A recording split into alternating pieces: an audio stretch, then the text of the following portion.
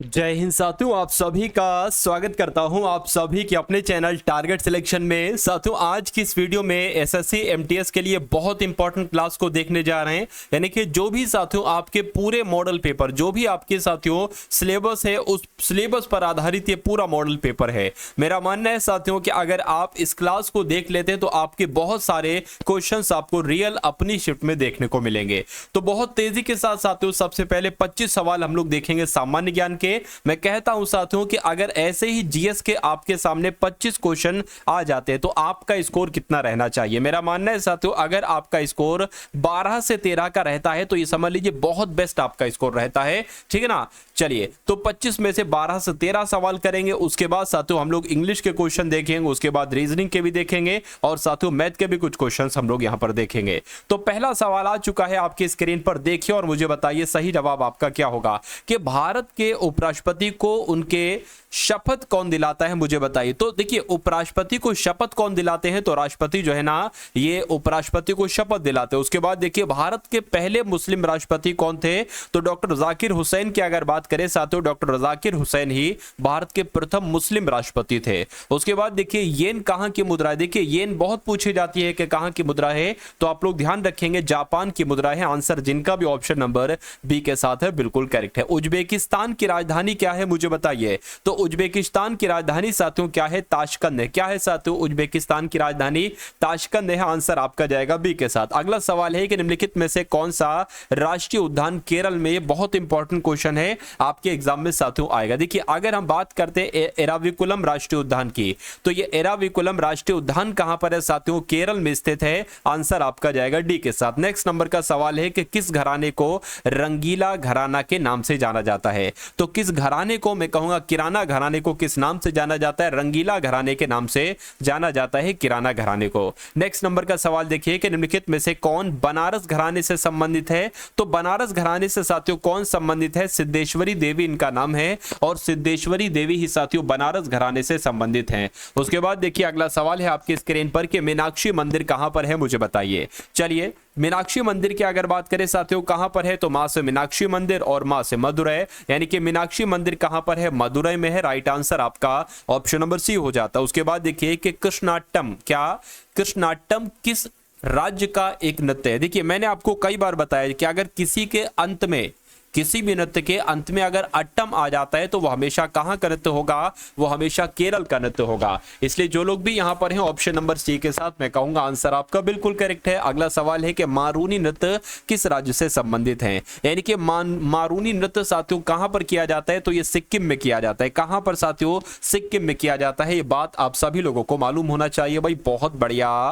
Very good class. देखिए भारत का जो राष्ट्रीय गीत है, भारत का राष्ट्रीय गीत क्या है, वंदे मातरम, ये भारत का राष्ट्रीय गीत है। आपसे पूछा जा रहा है कि भारत का राष्ट्रीय गीत सबसे पहले कहां पर गाया गया और कब गाया गया, ये बात आपसे यहां पर पूछी जा रही है। बताइए साथियों फटाफट आंसर क्या होगा। देखिए साथियों यहां पर अगर बात करें आपका जो एसएससी एमटीएस का एग्जाम होने वाला है जिसमें अब समय बहुत कम बचा है, तो मैं कहता हूं साथियों कम समय में मैं आपको ऐसा कंटेंट पढ़ने के लिए दे रहा हूं कि अगर आपने उन सवालों को तैयार कर लिया और उन प्रश्नों को तैयार करके आप अपने एग्जाम हॉल में साथियों एंट्री ले लेंगे तो मेरा मानना है कि जीत कर ही वापस आएंगे, पेपर को साथियों तोड़ फोड़ कर वापस आएंगे। यानी कि लगभग मैं कहूंगा साथियों ये समझ लीजिए 75% आप पेपर को सॉल्व करके आएंगे। क्या करना है इसलिए, इसके लिए साथियों मैं आपको साथियों 10 फुल मॉक टेस्ट दे रहा हूं। क्या दे रहा हूं साथियों, 10 फुल मॉक टेस्ट दे रहा हूं। इन मॉक टेस्ट की अगर बात करते हैं साथियों, जैसे आपके एग्जाम में आएंगे ना, जो पैटर्न होगा सेम टू सेम वही क्वेश्चन। जैसे कि सबसे पहले साथियों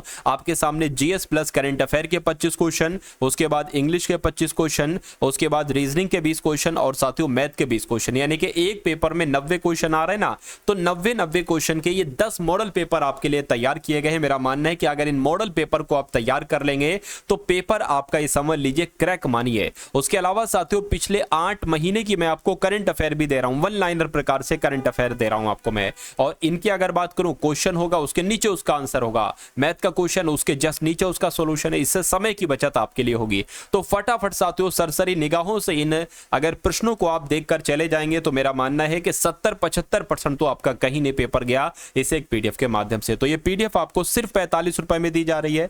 कैसे इस पीडीएफ को आप ले सकते हैं, डिस्क्रिप्शन में लिंक है एसएससी एमटीएस पीडीएफ, उस लिंक पर आप क्लिक करेंगे करेंगे तो आपको एक साथियों आप हमारे व्हाट्सएप पर आ जाएंगे, वहां पर आपको एक क्यूआर कोड दिया जाएगा, उस क्यूआर कोड पर 45 का पेमेंट करके आप इस पीडीएफ को प्राप्त कर सकते हैं। चलिए, तो भारत का राष्ट्रीय गीत वंदे मातरम ये सबसे पहले कहां पर गाया गया, तो कलकत्ता में। कब गाया गया, तो 1896 में गाया गया, जिनका भी आंसर यहां पर ऑप्शन नंबर सी मैं कहूंगा बिल्कुल करेक्ट है।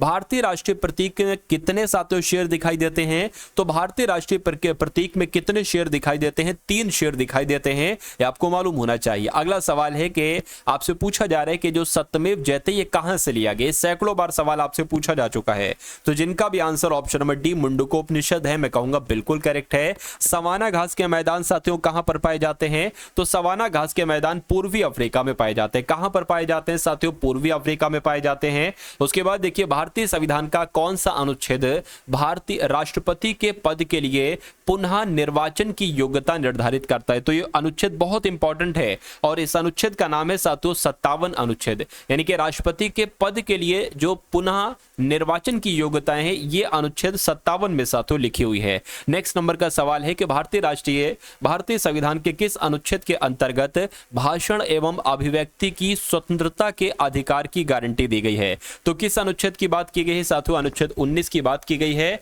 या आप लोग ध्यान रखेंगे, राइट आंसर आपका जो जाएगा वो ऑप्शन नंबर ए के साथ जाएगा। अगला सवाल है साथियों प्रेस की स्वतंत्रता, ये आपके लिए बहुत इंपॉर्टेंट अनुच्छेद है, प्रेस की स्वतंत्रता से संबंधित। अगर बात करते हैं साथियों प्रेस की स्वतंत्रता के बारे में, तो आप लोग को मालूम होना चाहिए अनुच्छेद 19 के 1 में प्रेस की स्वतंत्रता का जिक्र किया गया है। अगला सवाल है आपकी स्क्रीन पर कि किस स्थान की ऊंचाई सबसे अधिक है, मुझे बताइए। तो अगर बात करते हैं रानीखेत की, तो रानीखेत की ऊंचाई साथियों अधिकतम है। अगला सवाल है कि भारत और श्रीलंका को अलग करने वाली जल राशि कौन सी है, यह सवाल आपके एग्जाम में बहुत ज्यादा पूछा जाता है। साथियों, जिन लोगों ने अभी तक इस वीडियो को लाइक नहीं किया, मैं उन सभी लोगों से रिक्वेस्ट करूंगा कि वीडियो को लाइक कर दीजिए। वीडियो को लाइक करने से आपका कुछ नहीं जाता, सिर्फ मुझे मोटिवेट मिलता है, मुझे मोटिवेशन मिलता है, ताकि मैं साथियों आपके लिए और इसी प्रकार की वीडियोस तैयार कर सकूं। एग्जाम से पहले आपके लिए ऐसे प्रश्नों की श्रृंखला तैयार करूं जो आपको आपके एग्जाम में साथियों देखने को मिले, ठीक है ना। तो मैं आपके लिए साथियों हर संभव प्रयास कर रहा हूं जो मेरे से हो सकता है, क्योंकि मेरा मानना है कि आप अगर टारगेट सिलेक्शन से पढ़ेंगे तो आपका एक सिलेक्शन निश्चित हो जाएगा। तो जिन लोगों ने चैनल पर अभी जो लोग नए हैं और जिन लोगों ने चैनल को अभी तक सब्सक्राइब नहीं किया है, वो लोग चैनल को जरूर सब्सक्राइब कर लीजिए, क्योंकि अब साथियों जो क्लासेस आपको दी जाएंगी, जो भी आपका साथियों एनालिसिस होगा, वो समझ लीजिए वो चीज आपके लिए बहुत इंपॉर्टेंट होगी। अब यहां पर अगर बात करते हैं साथियों, आपसे पूछा जा रहा है कि भारत और श्रीलंका को अलग करने वाली जलराशि कौन सी है, तो पाक जल संधि है। इसलिए जो लोग भी यहां पर हैं ऑप्शन नंबर सी मैं कहूंगा बिल्कुल करेक्ट है। भारत के किस शहर को पूर्व का एथेंस कहा जाता है, मुझे बताइए। तो पूर्व का एथेंस किसे कहा जाता है, मदुरै की अगर बात करें साथियों, तो मदुरै को ही पूर्व का एथेंस कहा जाता है, जिनका आंसर यहां पर ऑप्शन नंबर सी है, मैं कहूंगा बिल्कुल करेक्ट है।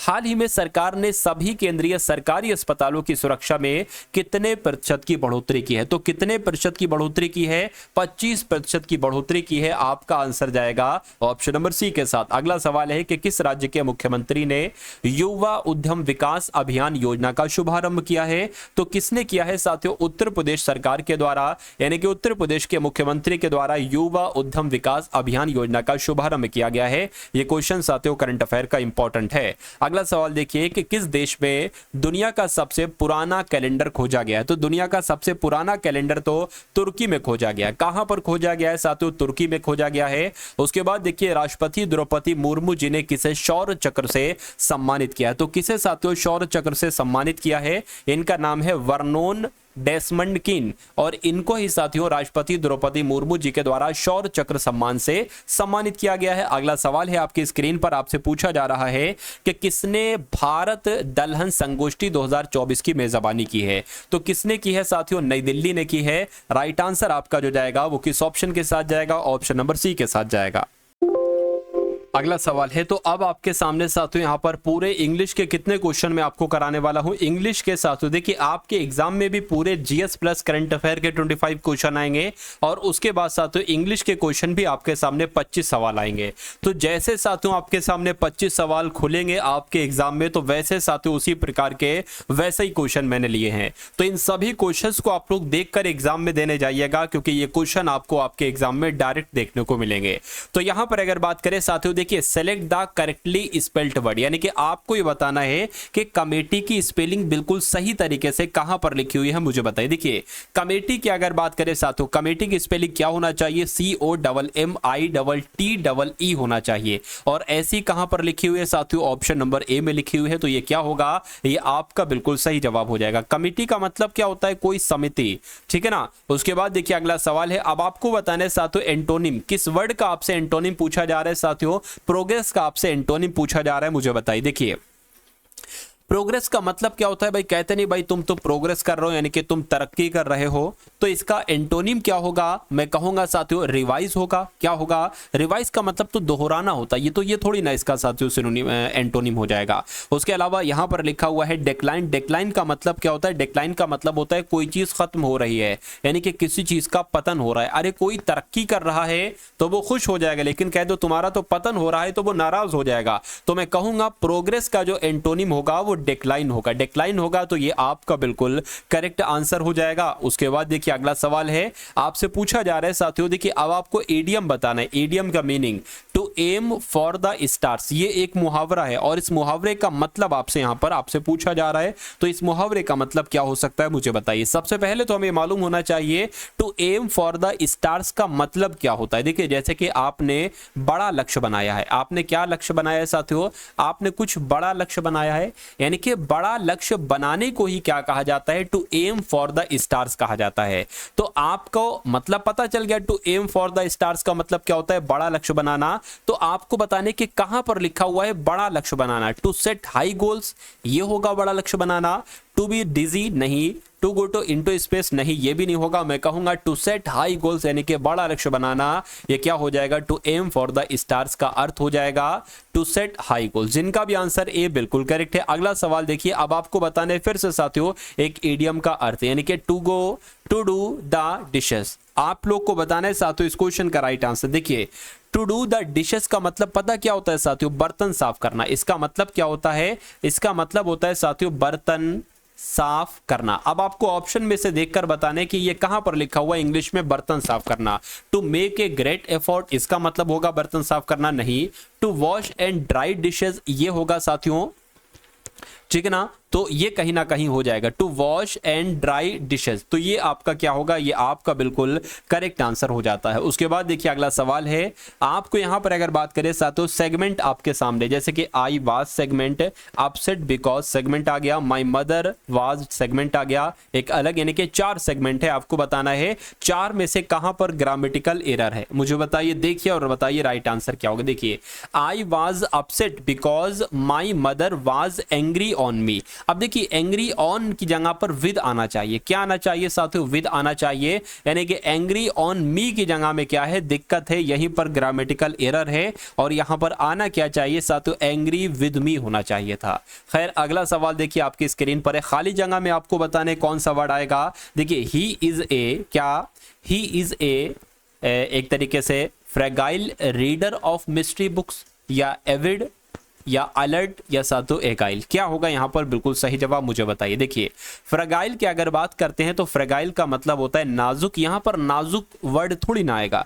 एविड की अगर बात करते हैं साथियों, एविड का मतलब होता है उत्सुक, किसी काम को करने का कोई उत्सुक होता है ना, तो उसको कहते हैं। अलर्ट का मतलब क्या होता है साथियों, सावधान होता है, भैया अलर्ट हो जाओ, ठीक है, तो ये भी नहीं आना चाहिए। एगिल की अगर बात करते हैं साथियों फुर्तीला, जैसे कि आप हो, ठीक है, तो मैं कह सकता हूं यहां पर एविड आना चाहिए। क्यों एविड आना चाहिए, he is a Avid reader of mystery books, ठीक है ना, तो आंसर कहीं ना कहीं आपका बी के साथ ही जाएगा। उसके बाद देखिए अगला सवाल है आपकी स्क्रीन पर, अब आपको बताना है कि सिनोनिम क्या होगा सिक्योर वर्ड का, यानी कि सिक्योर यहां पर एक वर्ड दे रखा है, आपको बताना है इसका सिनोनिम क्या होगा। सबसे पहले अगर बात करें सिक्योर को क्या मतलब, देखिए सुरक्षित रखना एक तरीके से कह सकते हैं, किसी चीज को सुरक्षित करना एक तरीके से क्या कहलाया जाता है साथियों, उसको सिक्योर करके रखो।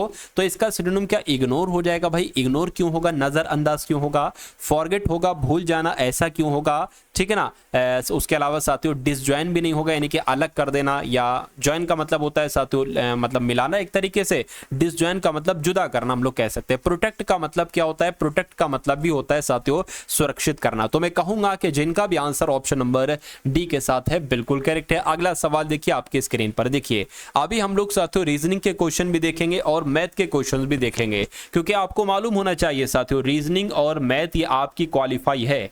क्या है साथियों? क्वालिफाई है। सिलेक्शन का पूरा दारोमदार जीएस प्लस करंट अफेयर और उसके अलावा इंग्लिश पर ही साथियों डिपेंड करता है। चलिए अब अगर बात करते हैं select the incorrectly spelled word, तो जिन लोगों ने भी साथियों चैनल पर नए और चैनल को अभी तक सब्सक्राइब नहीं किया तो उन सभी लोगों से मैं रिक्वेस्ट करूंगा चैनल को सभी लोग सब्सक्राइब कर लीजिए, और इस वीडियो को अगर लाइक नहीं किया तो वीडियो को लाइक कर दीजिए। अगला सवाल देखिए आपकी स्क्रीन पर है, मुझे बताइए इनकरेक्टली स्पेल्ड वर्ड यानी कि गलत वर्ड यहां पर कहां पर है, चलिए बताइए। देखिए अगर हम बात करते हैं डिस्टरबेंस, डिस्टरबेंस का मतलब क्या होता है आप सभी लोग जानते हैं, बिल्कुल इसकी इंग्लिश सही है, ऑडियंस भी यहां पर सही लिखा हुआ है। कंपलसरी की जब हम बात करते हैं ना साथियों, देखिए COMPUL यहां तक तो सही है, लेकिन SO यानी कि ई की जगह पर O आना चाहिए। उसके अलावा अगर बात करते हैं साथियों तो मैं कहूंगा यहां पर आपकी दिक्कत है। सही क्या होगा? सही भी साथियों मैंने आपको बता दिया, और पोटेंशियल की भी स्पेलिंग बिल्कुल करेक्ट लिखी हुई है। अगला सवाल देखिए यहां पर आपको बताना है वन वर्ड सब्स्टिट्यूशन, जैसे कि लिखा हुआ है a line at which the earth surface and the sky appear to meet, तो आपको यहां पर यह बताना है कि इस वन वर्ड को साथियों एक वन वर्ड में कैसे कह सकते हैं, इसका आंसर क्या हो सकता है। चलिए देखिए अगर बात करते a line at which the earth is surface and the sky appear to meet, तो यहां पर साथियों पता क्या होगा? हॉरिजन होगा। हॉरिजन का मतलब होता है साथियों क्षैतिज, और यहां पर क्षैतिज की ही बात की गई है। उसके बाद देखिए अगला सवाल है आपकी स्क्रीन पर कि select the most appropriate meaning of the given idiom, यानी कि wear and tear. Wear and tear ये एक मुहावरा है, और इस मुहावरे का मतलब आपसे पूछा जा रहा है क्या होता है। तो सबसे पहले अगर बात करें वियर एंड टियर का मतलब आखिर क्या होता है, तो वियर एंड टियर का मतलब होता है साथियों टूटना फूटना। क्या इसका मतलब होता है? टूटना फूटना मतलब होता है, तो मैं कहूंगा डैमेज्ड कॉज्ड बाय यूज ये होगा। रिपेयर टू बी, रिपेयर आ गया नहीं होगा। Refuse to use because of repair भी नहीं होगा। डिस्ट्रॉय आफ्टर यूजिंग ये भी नहीं होगा। डैमेज का मतलब क्या भाई? टूट फूट आ गई, वो खराब हो गया, उसमें दिक्कत आ गई, तो मैं कहूंगा वियर एंड टियर का अर्थ क्या हो जाएगा? डैमेज कॉज्ड बाय यूज हो जाएगा, और ये आपका बिल्कुल करेक्ट आंसर हो जाएगा। अगला सवाल है कि select the most appropriate synonym of the given word, यानी कि आपको एसिस्ट का बताना है कि आखिर सिनोनिम क्या हो सकता है। सबसे पहले आपको मालूम होना चाहिए कि एसिस्ट का मतलब क्या होता है। देखिए आपने सुना होगा वर्ड असिस्टेंट, असिस्टेंट जो आपकी मदद करता है, जो आपकी सहायता करता है, तो कहीं ना कहीं असिस्ट का मतलब भी हो जाएगा साथियों सहायता। क्या हो जाएगा? सहायता हो जाएगा। सिनोनिम पूछा है, अब आपको बताएं इन चारों ऑप्शन में से एक ऐसा कौन सा ऑप्शन है जिसका मतलब होता है सहायता करना।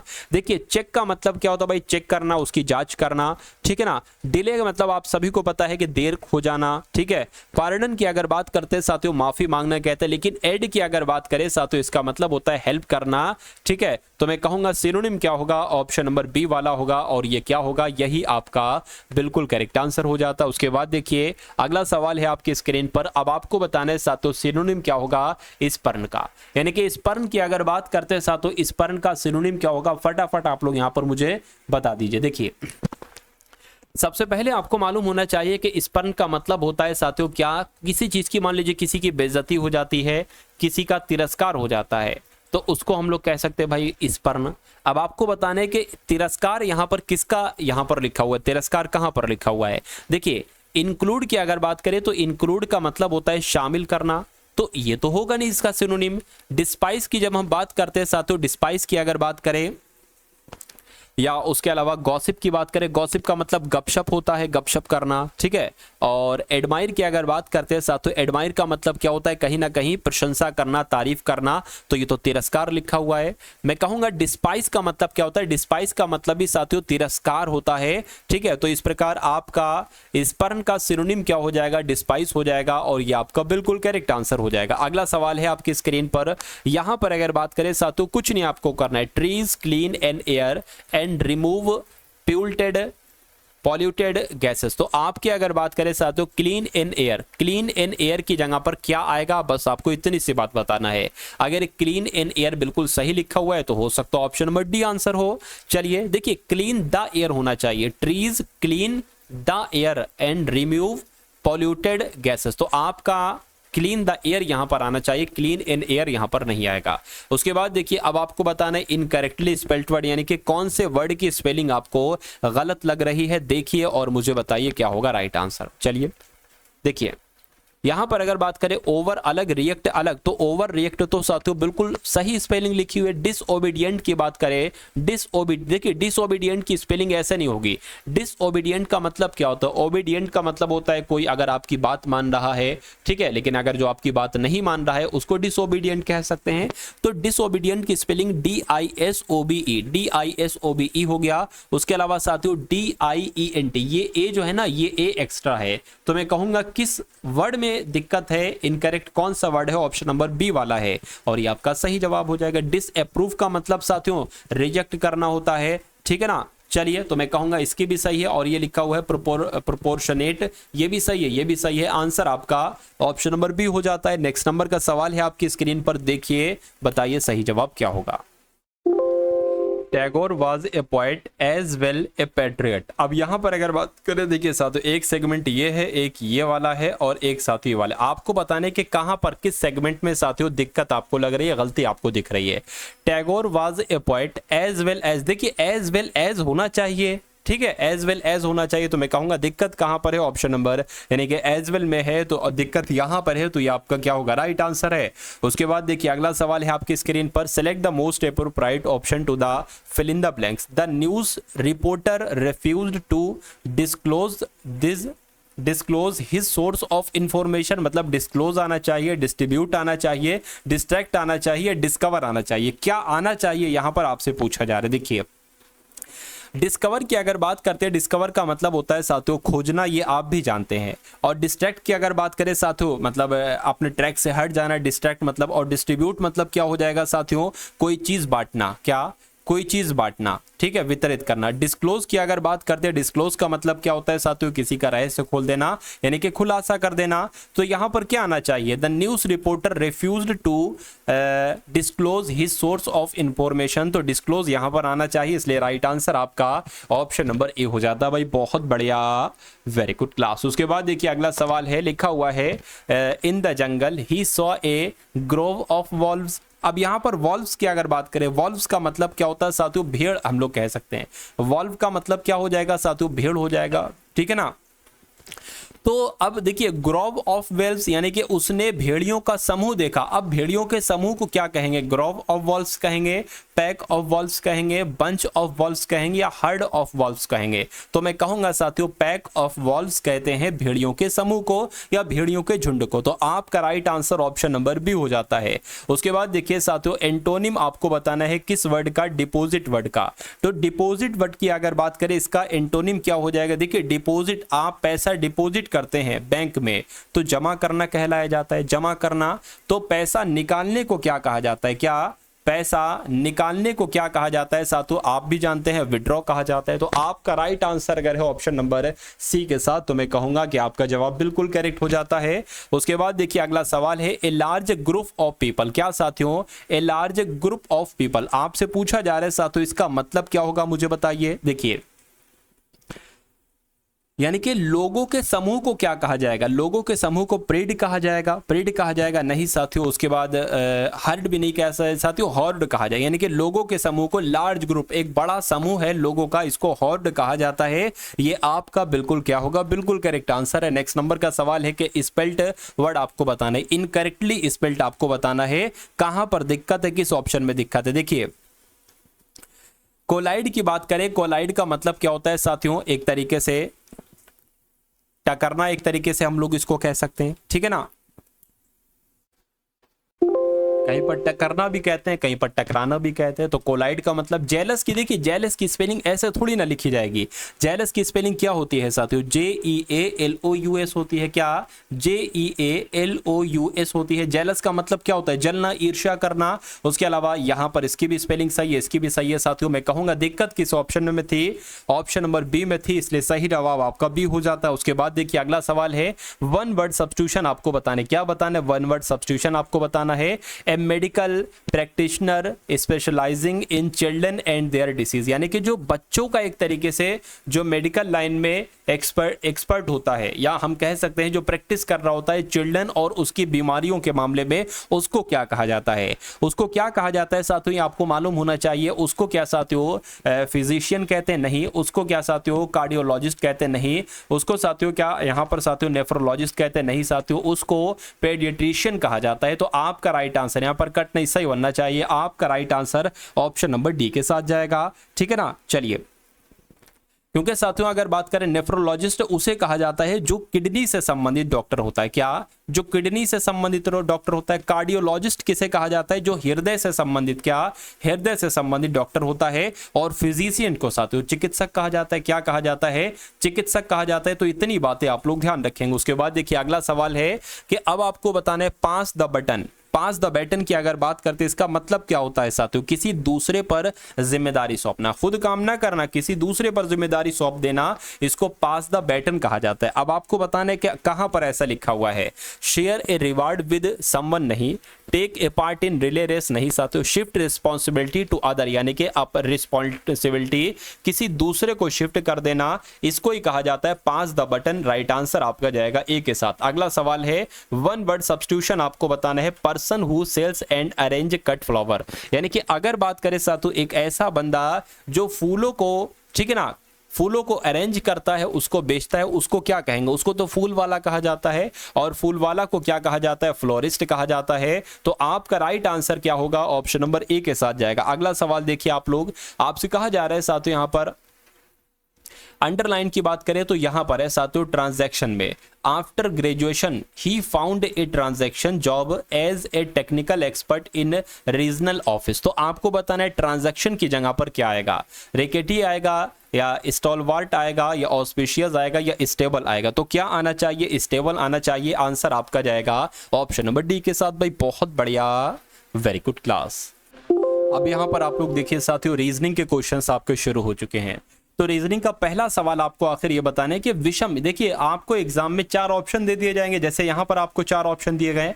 आपसे पूछा जाएगा कि इसमें सबसे विषम ऑप्शन कौन सा है। देखिए डायबिटीज, अल्सर, हार्मोन, एनीमिया, ये एक बीमारी है, ये एक बीमारी है, ये एक बीमारी है। हार्मोन कोई बीमारी थोड़ी ना होती है साथियों, तो ये सबसे अलग हो जाएगा। तो यही आपका राइट आंसर हो जाएगा। उसके बाद देखिए बहुत ध्यान से आपको देखना है इस सवाल को। देखिए कहा गया है कि दी गई संख्या प्रतीक, यानी कि इसमें संख्या भी है, प्रतीक भी है, इस श्रृंखला का संदर्भ कीजिए, निम्नलिखित प्रश्न का उत्तर दीजिए। प्रश्न क्या है साथियों कि ऐसी कितनी संख्याएं हैं जिनके ठीक पहले एक प्रतीक आता हो और ठीक बाद में भी एक प्रतीक आता हो, यानी कि एक प्रतीक आना चाहिए, क्या उसके बाद एक संख्या आना चाहिए, और फिर से क्या आना चाहिए? फिर से एक साथियों प्रतीक आना चाहिए। तो अगर बात करें, देखिए अब ये प्रतीक हो जाएगा, ये भी प्रतीक है, ये भी प्रतीक है, ये भी प्रतीक है, ये भी, ये भी, ये भी, ये भी, ये सब प्रतीक है। और संख्या तो आपको पता है। देखिए ये एक संख्या हो गई, ये एक संख्या हो गई, और इधर भी प्रतीक है और इधर भी प्रतीक है, यानी कि ये हमारी एक संख्या हमें मिल गई। अब देखिए यहां पर बात करें, ये एक संख्या, इससे पहले तो एक प्रतीक है लेकिन इसके बाद प्रतीक नहीं है। अब ये देखिए साथियों अगर बात करें, ये एक संख्या है, इसके पहले भी प्रतीक है, इसके बाद भी प्रतीक है, तो ये दूसरी संख्या हमें मिल गई। ठीक है, यानी कि अब हम कह सकते हैं 2 संख्या हमें मिल चुकी हैं जिसके पहले भी प्रतीक है, बाद में भी प्रतीक है। यहां पर अगर बात करें, ये तीसरी संख्या है साथियों जिसके पहले प्रतीक है, बाद में प्रतीक है। ये एक चौथी संख्या है साथियों जिसके पहले प्रतीक है, बाद में प्रतीक है। उसके बाद भी क्या कोई है साथियों? देखिए जरा, उसके बाद तो कोई नहीं है। यह संख्या पहले तो प्रतीक है, बाद में प्रतीक नहीं है। तो मैं कहूंगा साथियों ऐसी 4 संख्याएं हैं जिनके पहले भी प्रतीक है और बाद में भी प्रतीक है। उसके बाद देखिए अगला सवाल है आपकी स्क्रीन पर साथियों, देखिए और मुझे बताइए कि आपका सही जवाब यहां पर किस ऑप्शन के साथ जाएगा। इसको थोड़ा सा मैं क्या कर देता हूं, थोड़ा सा साथियों जूम कर देता हूं इसको आप सभी लोगों के लिए। देखिए क्या करना है, कुछ नहीं करना है। आपने डिक्शनरी देखी होगी, आपको पता होगा ना साथियों कि इसी टाइप से वर्ड लगते हैं डिक्शनरी में। तो आपको ये बताने कि डिक्शनरी में कैसे वर्ड लगते हैं साथियों, मुझे बताइए। चलिए सबसे पहले अगर बात करें जे यू, देखिए जे जे जे जो सब में है, ठीक है, जे यू आ गया, ओ आ गया, जे यू आ गया, जे यू हो गया। मैं कह सकता हूं कि यू होता है 21 पर, ओ होता है 15 पर, तो या तो ये पहले आएगा या ये पहले आएगा। तो J O U, R R, NJOUR N भी आ गया, N भी आ गया। अब देखिए ई बाद में आएगा, ए पहले आएगा, तो मैं कहूंगा 2 नंबर सबसे पहले आएगा और उसके बाद साथियों 5 नंबर आएगा, यानी कि ये हो गया, ये हो गया। अब इसमें से देख लीजिए JUS JUR JUD, तो सबसे पहले JUD आएगा यानी कि चौथा आ जाएगा, और उसके बाद JUS पहले आएगा, ये JUR पहले आएगा, तो JUR पहले आएगा, तो ये 3 हो जाएगा, फिर साथियों 1 हो जाएगा। 25431 कहां पर लिखा हुआ है? 25431 ऑप्शन नंबर सी में लिखा हुआ है, तो ये आपका बिल्कुल करेक्ट आंसर हो जाता है भाई। बहुत बढ़िया, वेरी गुड क्लास। उसके बाद देखिए अगला सवाल है आपकी स्क्रीन पर, देखिए और मुझे बताइए कि आपका राइट आंसर यहां पर किस ऑप्शन के साथ जाएगा, क्या आपका राइट आंसर यहां पर हो सकता है। चलिए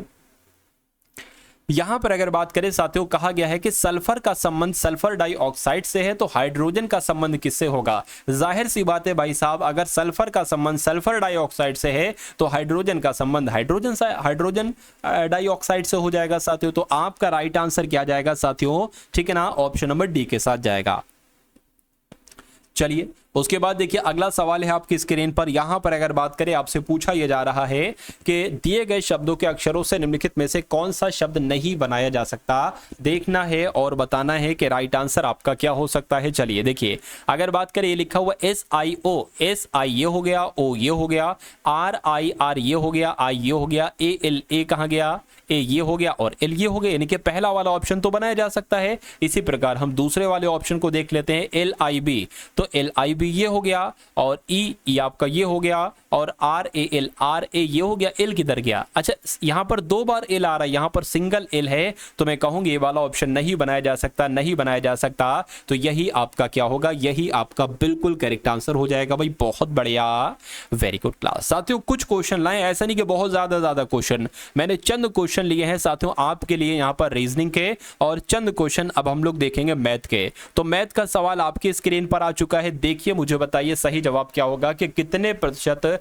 वार्षिक साधारण ब्याज की दर से कोई राशि 10 वर्षों में दोगुनी हो जाती है। पूरे सवाल में सिर्फ एक संख्या लिखी है, और इस एक संख्या से आपको बताने के आंसर क्या होगा। दोगुनी यहां पर है, कह रहे कि कितने प्रतिशत वार्षिक साधारण ब्याज की दर से कोई राशि, क्या कहा जा रहा है साथियों? कोई राशि कहा जा रहा है। मैं कहूंगा कितने प्रतिशत वार्षिक दर आपसे पूछी जा रही, आपसे आर का मान पूछा जा रहा है, और दर से कोई राशि 10 वर्षों में, यानी कि समय आपको कितना दे रखा है साथियों? 10 वर्ष समय आपको दे रखा है, दोगुनी हो जाती है। यानी कि अगर कोई राशि मान लेते हैं x हो जाती है, x होती है, यानी कि मूलधन मान लीजिए x होता है, तो वो 10 वर्षों में कितनी हो जाती है? मिश्रधन कितना हो जाता है?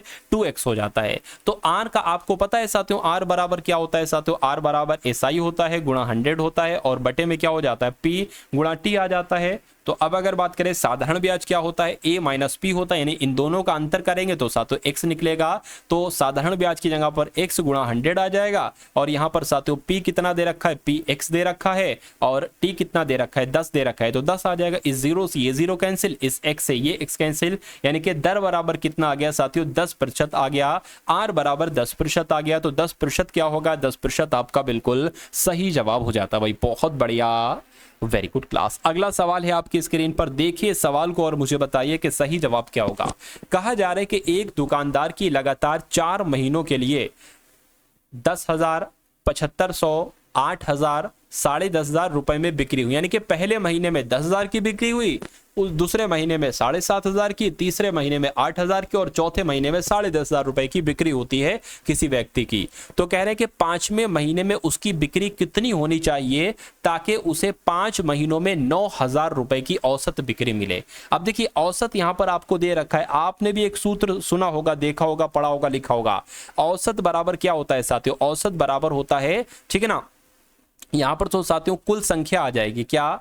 यहां पर कुल संख्या आ जाएगी, जितने भी महीनों की बात की गई है वो संख्या यहां पर आ जाएगी, और यहां पर उनका योग आ जाएगा। अब अगर बात करते हैं साथियों यहां पर औसत की, तो जरा देखिए अब कुल संख्या क्या है, यानी कि कितने महीनों की बात चले, कुल मिला के 5 महीनों की बात, 4 महीने ये और 5वां महीना ये, तो 5 साथियों यहां पर आ जाएगा। अच्छा औसत दिया कितना गया है? औसत 9,000 दे रखा है, तो औसत जो चीज दे रखी है उसकी जगह पर हम 9,000 लिख लेंगे। औसत कितना है साथियों? 9,000 यहां पर है। अब ये क्या है? ये योग है। अब योग का मान पता कैसे आप निकालोगे? जब इन दोनों की आप गुणा निकाल दोगे, कितना निकलेगा? 9 पंजे 45, और 3 0 लगे हैं, तो 45,000 आपका ये आ जाएगा। यानी कि मैं कह सकता हूं कि पांचों महीने का पांचों महीनों का जो साथियों उसने बिक्री की, पहले महीने, दूसरे महीने, तीसरे महीने, चौथे महीने, पांचवें महीने, वो उसने कितने की बिक्री की, उतने साथियों 5 महीने में 45,000 रुपए की बिक्री की। लेकिन यहां पर 4 महीनों की बिक्री दे रखी है, तो कोई दिक्कत नहीं, 4 महीनों की बिक्री को जोड़ लो और उसमें से इसको घटा दो, जो आएगा वही तो 5वें महीने की बिक्री होगी। जरा इसको जोड़ो साथियों, कितना आता है देखो, ये आपका आ गया साथियों 10 और 8 18,000 आ गया, ये आपका 18,000 हो गया, चलिए 18,000 हो गया। और ये आपका कितना हो गया साथियों, देखिए 10,000, ये आपका 11,000 हो गया, इधर ये 500 इधर आ गया, 11,000 और 7,000 तो 18,000 हो गया, तो 18 18 36 हो जाएगा, ठीक है ना। यानी कि अगर बात करें 36,000 जो है ना, ये 4 महीनों की कुल मिला के बिक्री है और ये 5 महीनों की कुल मिला के बिक्री है। तो इसको जरा घटाओ साथियों, कितना आता है आपके सामने 9,000 आता है। 9,000 जो होगी वो 5वें महीने की बिक्री होगी, तो 9,000 आपका क्या होगा साथियों, आपका बिल्कुल सही जवाब हो जाएगा। और जिनका भी आंसर मेरे आंसर से पहले था, मैं कहूंगा आपका आंसर बिल्कुल करेक्ट था। उसके बाद देखिए अगला सवाल है आपकी स्क्रीन पर, देखिए और मुझे बताइए सही जवाब आपका क्या होगा। कहने कि अपनी सामान्य चाल से 3/4 चाल से चलते हुए तन्वी अपने सामान्य समय से 2 घंटा अधिक समय लेती है। यानी कि वो पहले 4 स्पीड से चल रही थी। अगर हम चालों की बात करें तो पहले वो अगर 4, हम मान लेते हैं 4 किलोमीटर प्रति घंटा, अगर वो पहले 4 किलोमीटर प्रति घंटा की स्पीड से चल रही थी, लेकिन उसके बाद वो अपनी 3 किलोमीटर प्रति घंटा स्पीड कर देती है, तो होता क्या है, तो वो अपने समय से 2 घंटा ज्यादा समय ले लेती है। क्या 2 घंटा ज्यादा समय ले लेती है। और आपको पता है चाल का उल्टा क्या होता है साथियों, समय हो जाएगा। यानी कि अगर उसकी चाल का अनुपात 4:3 है, तो समय का अनुपात क्या हो जाएगा, 3:4 हो जाएगा। यानी कि अगर उसको पहले 3 समय लग रहा था, तो अब उसको 4 समय लगेगा। लेकिन यहां पर बताया जा रहा है कि उसने ऐसा, जब वो अपनी स्पीड को घटा देती है, ठीक है, 4 से 3 कर देती है, तो उसको 2 घंटे एक्स्ट्रा लगते हैं। यहां पर साथियों अंतर कितना है, 1 है। मैं कह सकता हूं साथियों, यहां पर अगर बात करें अंतर, देखिए मान लेते हैं इसकी 3x है, ये 4x है, तो ये 4x में से 3x जाएगा, x बराबर कितना आ जाएगा साथियों, 2 घंटे आ जाएगा। तो जब x बराबर 2 घंटे आ गया है, इसका मान निकाले 4 दूना 8 और इसका मान निकाले 6 आ जाएगा। यानी कि पहले उसको अगर समय 6 लग रहा था, 6 घंटे, तो अब उसको समय 8 घंटे लग रहे हैं, यानी कि 2 घंटे अधिक लग रहे हैं। और यहां पर भी ये दे रखा है कि अपने सामान्य समय से 2 घंटे वो अधिक ले रहा है, ठीक है। तो 2 घंटे अधिक है, तो कहने कि उसका सामान्य समय क्या है, तो उसका सामान्य समय 6 घंटा था। यानी कि वो 6 घंटे में चल रही थी, लेकिन वो स्पीड जब कम करती स्पीड को, तो 8 घंटे में पहुंचती है। तो 6 घंटे क्या होगा साथियों, 6 घंटे आपका बिल्कुल करेक्ट आंसर हो जाता है। भाई बहुत बढ़िया, वेरी गुड क्लास। अगला सवाल है आपकी स्क्रीन पर कि वार्षिक रूप से संयोजित 8%, क्या साथियों 8% वार्षिक चक्रवृद्धि ब्याज की दर से एक मूलधन 3 वर्षों में 19,000 हो जाता है। यानी कि अगर बात करें साथियों ए, यानी कि जो मिश्रधन दे रखा है वो 19,683 दे रखा है, और समय कितना दे रखा है, समय साथियों 3 वर्ष दे रखा है, दर कितनी दे रखी है, 8% दे रखी है। तो आपसे पी का मान पूछा जा रहा है, मूलधन आपसे यहां पर पूछा जा रहा है। तो अगर बात करें सूत्र लगा दे तो वही a बराबर p 1 + r/100 की पावर t। ए यहां पर दे रखा है साथियों, कितना दे रखा है 19,683 बराबर p 1 + r कितना है साथियों 8% बटे 100 की पावर 3। इसको कट करेंगे साथियों, 2 से कट करेंगे तो यहां पर कितना आ जाएगा 4, और यहां पर 50 आ जाएगा, और कट करेंगे साथियों 25 आ जाएगा और 2 आ जाएगा। यानी कि 25 से कम 25, 25 2 27, 27 बटे 25 आ गया। यानी कि p गुणा 27 बटे 25। अब देखिए पावर 3 लिखिए ना, तो इसको 3 बार लिख दो, 27 बटे 25, 27 बटे 25 और 27 बटे 25, और यहां पर क्या आ जाएगा 19,683 यहां पर आ जाएगी। इतनी बात समझ गए आप लोग, चलिए कोई दिक्कत नहीं है। अब उसके बाद इसको अब आपको सिर्फ कैलकुलेट कराना है। देखिए अगर हम इसको कट करें 9 × 27 और इसको अगर कट करें 9 दूना 18, 1 चला गया, 9 एकम 9 कितना आ गया साथियों यहाँ पर 9 एकम 9, ये आपका 7 हो गया, 78 हो जाएगा, ये 9 8 72 हो जाएगा, 6 बचेगा 63 हो जाएगा, 9 5 45, 9 6 56, 9 7 63, तो इनके यहाँ पर आ गया। इसको अगर 3 से कट करें साथियों 3 एकम 3, 3 7 21 हो जाएगा, और 3 दूना 6 हो जाएगा, 3 निम 27 हो जाएगा। इतनी बात आपको समझ में आ गई। देखिए अब आपके सामने आ गया है 729 बराबर p गुणा 27 बटे 25 गुणा 27 बटे 25, और साथियों ये क्या हो जाएगा, ये एक 25 एक्स्ट्रा आ जाएगा यहाँ पर, क्योंकि ये एक बार कटा नहीं था। अब इसको अगर साथियों हम लोग कट करें, देखिए 3 से कट करें, 3 नीम 27 हो जाएगा। इसको थोड़ी सी जगह की जरूरत है मुझे। 3 दूना 6 हो जाएगा, 3 चौक 12 हो जाएगा, 3 तिया 9 हो जाएगा। 9 से ये पूरा पूरा कटेगा साथियों क्या? हाँ, 9 से ये पूरा पूरा कट जाएगा। 9 एकम 9 और ये कितना आ जाएगा? 9 दूना 18 हो जाएगा, 6 9 पंजे 45, 9 चौक 54, 9 सत्ते 63 हो जाएगा। और इस 27 से पूरा 27 कैंसिल हो जाएगा। यानी कि अब आपको पता क्या करना है? कुछ नहीं करना है, 25 गुणा 25 गुणा 25 कर दीजिए। और 25 गुणा 25 गुणा 25 क्या हो जाएगा साथियों? यही तो पी का मान हो जाएगा, यही पी का मान हो जाएगा। तो 25 गुणा 25 गुणा 25 कितना हो जाएगा? 15,625 हो जाएगा। और ये क्या होगा? यही आपका साथियों बिल्कुल करेक्ट आंसर हो जाता है भाई। बहुत बढ़िया, वेरी गुड क्लास। यानी कि 25 गुणा 25 की अगर बात करते हैं ना साथियों, तो ये क्या है? ये 25 का क्यूब ही तो है 15,625। तो जिनका आंसर ऑप्शन नंबर सी था, मैं कहूंगा बिल्कुल करेक्ट है। तो ये साथियों क्वेश्चंस इतने थे। कैसे लगे साथियों ये क्लास? आपको कैसी लगी एक बार कमेंट सेक्शन में आप लोग जरूर बताइएगा। इस वीडियो को साथियों शेयर कीजिएगा, वीडियो को लाइक कीजिएगा। और जिस पीडीएफ के बारे में मैंने आपको बताया था एसएससी एमटीएस की साथियों, वो पीडीएफ है, एग्जाम से पहले पहले उसको जरूर पढ़ के जाइए। सरसरी निगाहों से अगर देखिए आप, 10 मॉक टेस्ट हैं। कितने? 10 मॉक टेस्ट हैं। अगर आप इन 10 मॉक टेस्ट को लगा लेते हैं, डेली 2 मॉक टेस्ट को, बहुत अधिक समय नहीं लगेगा, तो 5 दिन में आपके ये साथियों निपट जाएंगे। तो अगर आपके एग्जाम में साथियों अगर 5 दिन है, तो इस पीडीएफ को जरूर निगाहों से, सरसरी निगाहों से लगाकर जाएंगे। तकरीबन 65 से 70% आपका पेपर यहां से देखने को आपको मिलेगा। उसके अलावा साथियों पिछले 8 महीनों की करंट अफेयर की पीडीएफ भी आपको साथियों यहां से दी जाएगी। तो ये दोनों चीजें आपको सिर्फ 45 रुपए में दी जा रही हैं, क्योंकि 45 रुपए आप 2 मिनट में खर्च कर देते होगे, कुछ भी खा लेते होगे 45 मिनट का, लेकिन 45 मिनट ये आपका पूरा भविष्य संवार देंगे, एक एमटीएस की जॉब आपको दिलवा देंगे। तो डिस्क्रिप्शन में लिंक है एसएससी एमटीएस करके, उस पर क्लिक करेंगे तो आप हमारे व्हाट्सएप पर आ जाएंगे। वहां पर आपको एक क्यूआर कोड दिया जाएगा, उसमें 45 का पेमेंट करके आप स्क्रीनशॉट भेजेंगे तो पीडीएफ आपको भेज दी जाएगी। तो इस वीडियो को अपने मित्रों के साथ शेयर कीजिएगा। एक प्लेलिस्ट का लिंक भी एसएससी एमटीएस प्लेलिस्ट, उसको क्लिक करेंगे तो कुछ वीडियोस आपके सामने ओपन हो जाएंगी। उन सभी वीडियोस को भी जरूर देख लेना एग्जाम में जाने से पहले पहले, उससे आपको बहुत प्रॉफिट मिलेगा, यानी कि बहुत फायदा मिलेगा एग्जाम हॉल में। तो इस वीडियो को लाइक करके शेयर कीजिएगा। मिलते हैं हम सभी लोग आने वाली वीडियो में। जय हिंद साथियों।